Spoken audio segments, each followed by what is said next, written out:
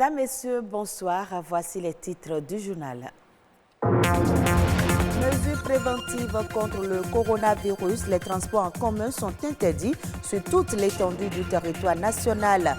Quelle est l'ambiance qui prévaut sur les parcs? Une équipe est allée faire le constat. Le calendrier scolaire a subi une légère modification à cause de la pandémie du coronavirus. Le gouvernement a anticipé les congés de Pâques. La décision est largement suivie. L'illusionnisme, l'art de tromper ses semblables existe depuis que l'homme existe. Au fil du temps, les pratiques des magiciens se sont affinées. Le métier nourrit-il son homme? On en parle.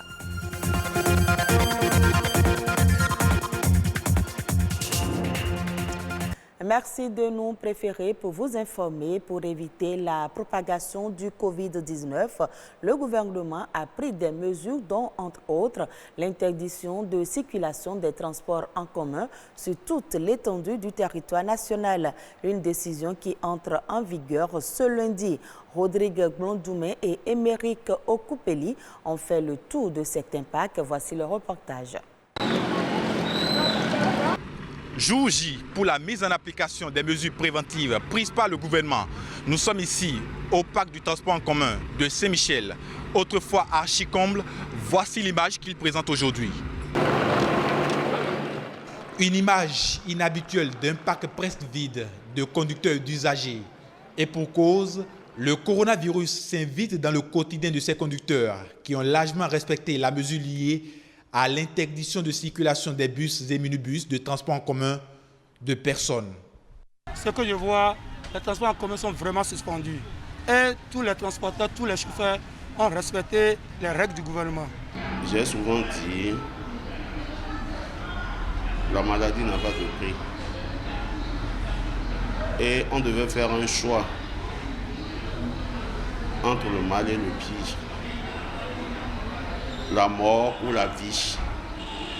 Donc nous avons fait un choix. C'est pourquoi nous avons supporté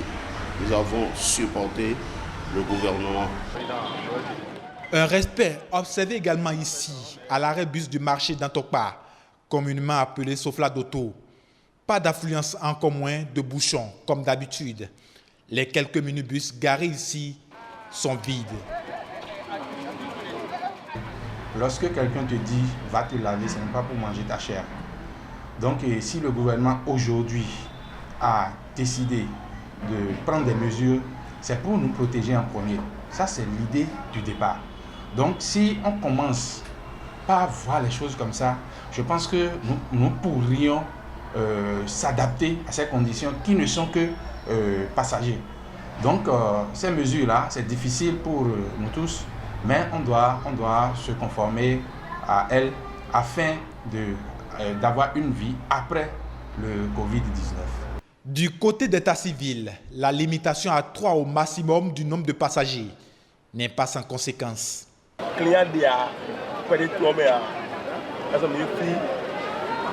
On savait déjà que s'il faut respecter les mesures, on ne pourra pas prendre 3 passagers derrière. Et plus, lorsque nous nous sommes assis avec les nôtres, on a décidé de maintenir les anciens tarifs. Une décision difficile à vivre selon les acteurs qui en font leur revenu journalier dans ce secteur. Mais nous nous confions au Seigneur parce que c'est vraiment brusque. Comme c'est le gouvernement, nous avons sensibilisé nos gardes, respecté. Et on va attendre si le gouvernement pouvait accompagner ça. Une seule question taraude les esprits des habitués des transports en commun. À quand la fin de cette situation? Mais bien malin qui pourrait répondre. Les élèves et étudiants sont également mis en congé de Pâques conformément au communiqué du gouvernement. Perspective Tossa est allé faire le constat. Portail ouvert, mais les salles de classe vides. Aucune présence d'étudiants à l'École nationale d'économie appliquée et de management. La décision du gouvernement est respectée à la lettre.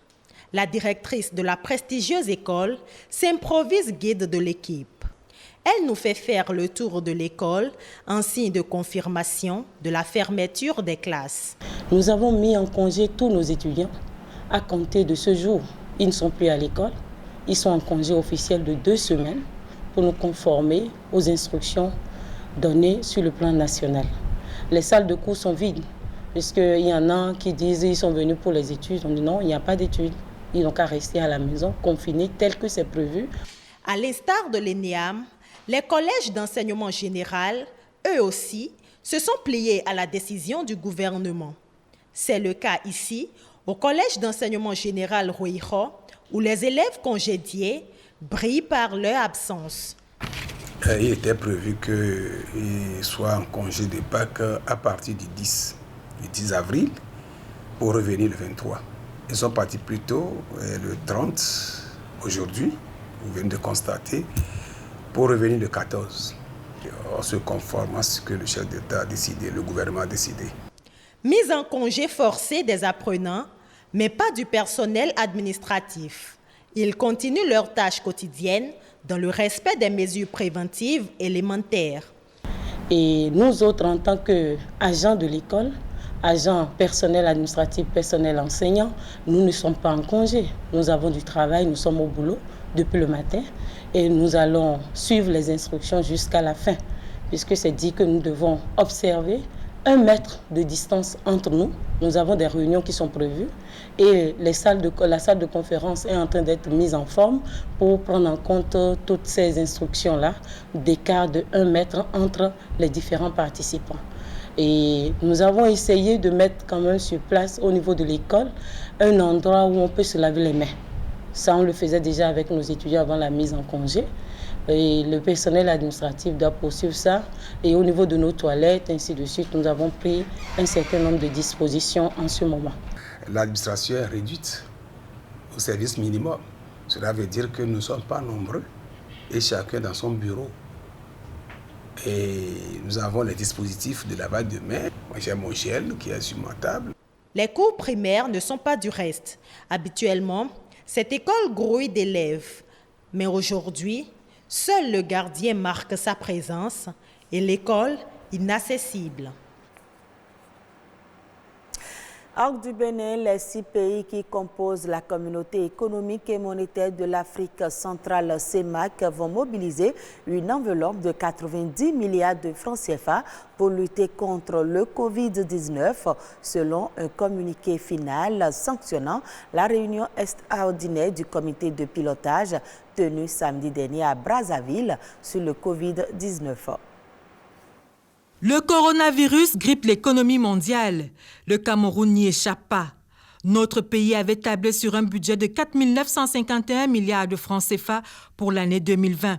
Voilà que le pétrole, l'une de ses principales ressources, est vendu à un prix inférieur aux prévisions. Nous avons fait notre budget, notre loi de finances 2020 sur une hypothèse d'un baril du pétrole à 54,4 $. Là, nous sommes à moins de 30. Vous comprenez que la conséquence est immédiate. Dans le même ordre d'idées, les échanges commerciaux du Cameroun par voie maritime, estimés à 95% des flux, sont négativement impactés par le Covid-19. Avec la diminution des échanges avec le monde extérieur, les importations vont baisser. Si les importations baissent, ça veut dire les recettes douanières vont baisser. Tout cela va également avoir des conséquences sur l'économie réelle. Je ne vais pas entrer dans les détails ici, mais il a été bien constaté que les effets vont être terribles. Tout cela dépendra maintenant de la durée de la pandémie. À cela s'ajoute la baisse des prix des revenus touristiques, le ralentissement du secteur des transports et du commerce en général. Le Cameroun, on l'a dit, n'est pas un cas isolé, d'où toute l'importance des mesures de protection et de relance économique prises par la CEMAC ce samedi à Brazzaville. Nous restons au Cameroun pour parler cette fois-ci du cacao. Avec les premières pluies, le Cameroun enregistre un léger fléchissement des prix de cacao, bien qu'elle ne soit pas encore accompagnée de précipitations abondantes. La petite saison des pluies a bel et bien démarré sur le territoire camerounais depuis le 15 mars 2020. En effet, selon les pointages effectués dans le cadre du système d'information des filières, le kilogramme de fèves se vendait entre 1000 et 1000 100 francs CFA le 24 mars 2020. Ces chiffres révèlent une baisse substantielle de 80 à 100 francs CFA par kilogramme, puisque la même quantité de fèves revenait entre 1080 et 1200 francs CFA il y a un mois. La magie est un art qui intéresse beaucoup de personnes mais inquiète d'autres. L'illusionnisme est une branche de la magie dont l'essentiel est d'éblouir et d'impressionner.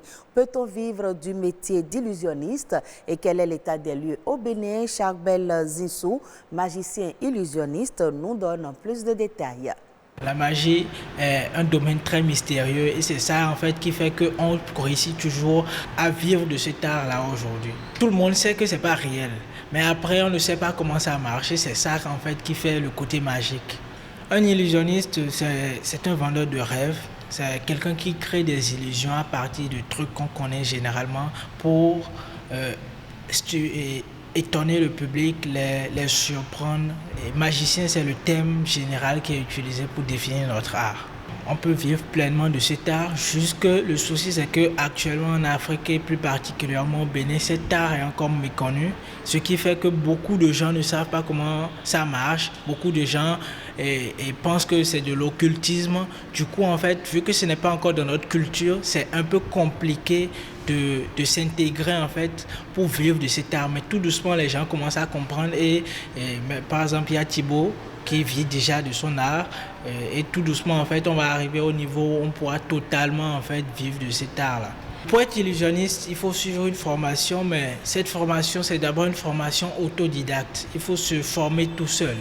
Et c'est en se formant tout seul en fait qu'on découvre le milieu et que tout doucement on va vers les professionnels pour apprendre maintenant des rouages un peu plus techniques, un peu plus cachés comme on le dit bien. Mais la plus grande formation c'est une formation personnelle et c'est beaucoup de recherche individuelle. J'ai découvert la magie à 15 ans et j'ai commencé à 15 ans. Aujourd'hui j'ai 20 ans et ça fait 5 ans que je fais de la magie et je n'ai jamais arrêté parce que moi mon objectif c'est de devenir le plus grand magicien que l'Afrique ait connu et par la grâce de Dieu je vais y arriver. Et ce sera tout pour ce journal. Merci à vous de nous avoir suivis.